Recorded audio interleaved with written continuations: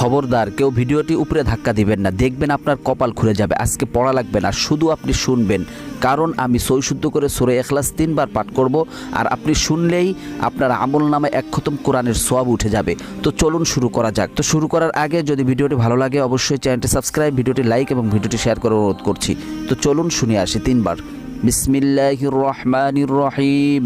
قل هو الله أحد الله الصمد لم يلد ولم يولد ولم يكن له كفوا أحد بسم الله الرحمن الرحيم قل هو الله أحد الله الصمد لم يلد ولم يولد ولم يكن له كفوا أحد بسم الله الرحمن الرحيم قل هو الله أحد الله الصمد لم يلد ولم يولد ولم يكن له كفوا أحد। যারা শুনেছেন তাদের আমলনামায় 1 খতম কোরআনের সওয়াব উঠে গিয়েছে।